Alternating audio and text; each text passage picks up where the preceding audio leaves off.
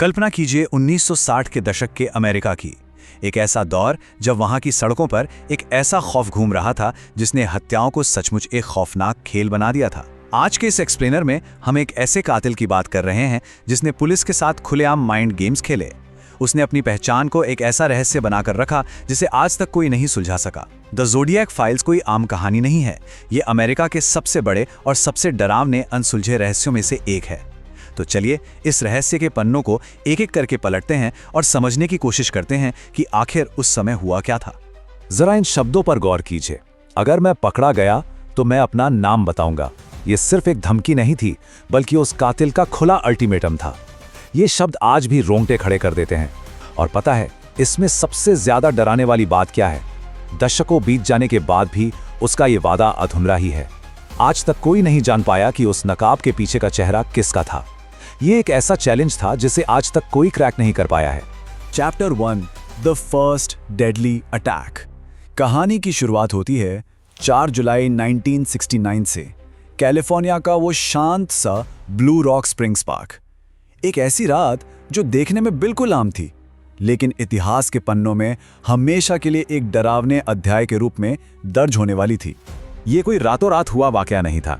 देखिए, जुलाई 1969 में blue rock springs park में एक कपल अपनी कार में बैठा होता है, तभी एक अनजान शख्स बिना कुछ कहे उन पर गोलियां चला देता है। इसके बाद उसी साल के आखिर में लेक बेरिसा का वो खौफनाक आमना सामना, और फिर अचानक 1974 में उसकी वो डरावनी चिट्ठियां आनी बंद हो जाती हैं। आज इतने सालों बाद हम उसी केस को मॉडर्न टेक्नोलॉजी के नजरिए से समझने की कोशिश कर रहे हैं। अब इस बात को ऐसे समझिए, पहले हमले के कुछ ही मिनटों बाद पुलिस स्टेशन में एक फोन कॉल आता है। दूसरी तरफ से एक शांत आवाज कहती है, मैंने उन लोगों को मारा है और मैं फिर करूंगा। मतलब वो इंसान छुप नहीं रहा था, वो बाकायदा अपनी हरकतों की जिम्मेदारी ले रहा था और पुलिस को चैलेंज कर रहा था। पुलिस को तुरंत समझ आ गया था कि असली खौफ तो अभी आना बाकी है। Chapter 2 ciphers and mind games. हत्याओं के बाद इस कातिल ने एक ऐसा साइकोलॉजिकल खेल शुरू किया जिसने पूरे देश को हिला के रख दिया। अखबारों के दफ्तरों में धमकियों भरी चिट्ठियां आनी शुरू हो गईं। 408 ये कोई रैंडम नंबर नहीं है, ये उस कातिल द्वारा भेजा गया 408 सिंबल्स का एक बेहद जटिल साइफर यानी एक गुप्त कोड था। उसने अखबारों को धमकी दी कि अगर इस कोड को नहीं छापा गया तो वो और भी लोगों को मौत के घाट उतार देगा। अमेरिका के टॉप कोड ब्रेकर्स और पुलिस इसे सुलझाने में नाकाम रहे। वो सब पूरी तरह उलझ गए थे, जब तक कि आखिरकार एक आम पति पत्नी ने अपनी सूझबूझ से इसे डिकोड नहीं कर लिया। और जब वो कोड आखिरकार डिकोड हुआ ना, तो जो मैसेज सामने आया वो सच में भयानक था।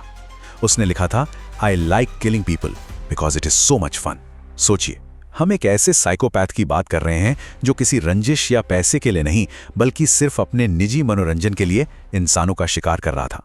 ये बात साबित करती है कि एक इंसान के दिमाग के भीतर कितना गहरा अंधेरा हो सकता है। अब बात करते हैं उसकी उस खौफनाक पहचान की। एक सर्कल और उसके बीच से गुजरता हुआ एक क्रॉस, ये था ज़ोडिएक सिंबल। उस कातिल ने कभी अपनी कोई फिंगरप्रिंट या कोई ऐसा सुराग नहीं छोड़ा जिससे उसका चेहरा सामने आए, लेकिन उसने इस सिंबल को अपना ब्रांड बना लिया था। हर क्राइम सीन और हर चिट्ठी पर यह सिंबल होता था। ये मीडिया को मैनिपुलेट करने और लोगों के दिलों में अपना खौफ बिठाने का एक बहुत ही चालाक तरीका था। Chapter 3 face to face at Lake Berryessa. अब तक जो कातिल सिर्फ अंधेरे में छुपकर वार कर रहा था, लेक बेरिसा की घटना ने सब कुछ बदल दिया। इस बार वो अचानक दिन के उजाले में सामने आ गया था। लेक बेरिसा में हत्या का तरीका एकदम अलग था। सबसे पहले वो एक काले रंग का हुड पहनकर आता है जिस पर वही ज़ोडिएक सिंबल छपा था। वो बहुत ही शांति से अपने शिकार से बात करता है, उन्हें बांधता है और फिर अचानक एक बेहद बेरहम चाकू से हमला कर देता है। ये पहली बार था जब उसने एक अजीबोगरीब कॉस्ट्यूम में खुद को दुनिया के सामने पेश किया। इस हमले के बाद वहां जो खामोशी छाई वो आज भी महसूस की जा सकती है। Chapter 4 public terror and demands. अब बात सिर्फ कुछ चुनिंदा लोगों की हत्या तक सीमित नहीं रही थी, ये एक नेशनल थ्रेट बन चुका था और पुलिस के लिए उसकी मांगें और भी खतरनाक होती जा रही थीं। उसकी धमकियां अब एक अलग ही लेवल पर पहुंच गई थीं। उसने सीधे तौर पर कहा, मुझे टीवी पर आने दो, नहीं तो मैं स्कूल बस उड़ा दूंगा।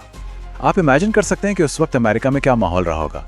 इस एक धमकी ने पूरे देश को दहशत में डाल दिया था। ये अब सिर्फ पुलिस का मामला नहीं था, एक ऐसा साइकोलॉजिकल टेरर था जिसने पूरे समाज की नींद उड़ा दी थी।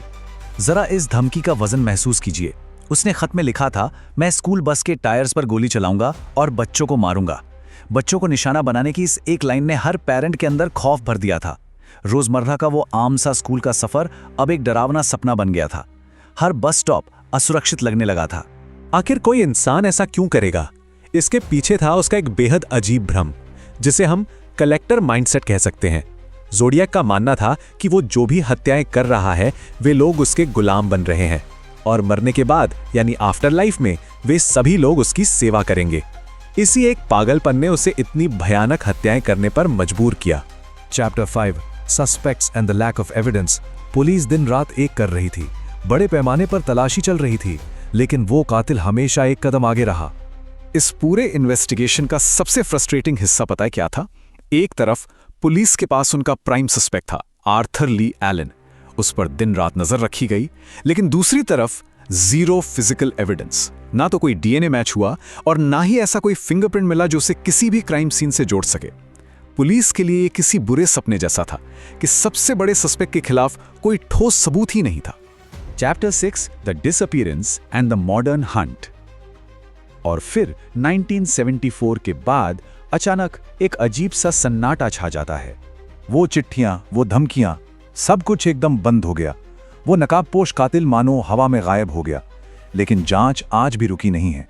आज इस केस को एडवांस्ड डीएनए एक्सट्रैक्शन और आर्टिफिशियल इंटेलिजेंस के जरिए फिर से खंगाला जा रहा है। मॉडर्न क्रिमिनल प्रोफाइलिंग के तरीकों से उन अनसुलझे साइफर्स के पैटर्न को डिकोड करने की कोशिश लगातार जारी है, ताकि वो पहेली जो सालों पहले अनसुलझी रह गई थी उसे अब तोड़ा जा सके। तो इस पूरे एक्सप्लेनर के आखिर में एक बहुत ही परेशान कर देने वाला सवाल रह जाता है, क्या वो मर चुका है या क्या वो आज भी हमारे बीच कहीं जिंदा है? एक ऐसा कातिल जिसने खुद पुलिस को अपने सुराग दिए, दुनिया को अपनी पहचान दी, फिर भी कोई उसे पकड़ नहीं सका। ये सोचना भी सिहरन पैदा कर देता है कि शायद वो आज भी कहीं मौजूद हो। और क्या पता, शायद वो इंसान खुद इस समय हमारा ये एक्सप्लेनर देख रहा हो। ये एक ऐसा रहस्य है जो समय के साथ सुलझने के बजाय और भी गहरा होता जा रहा है।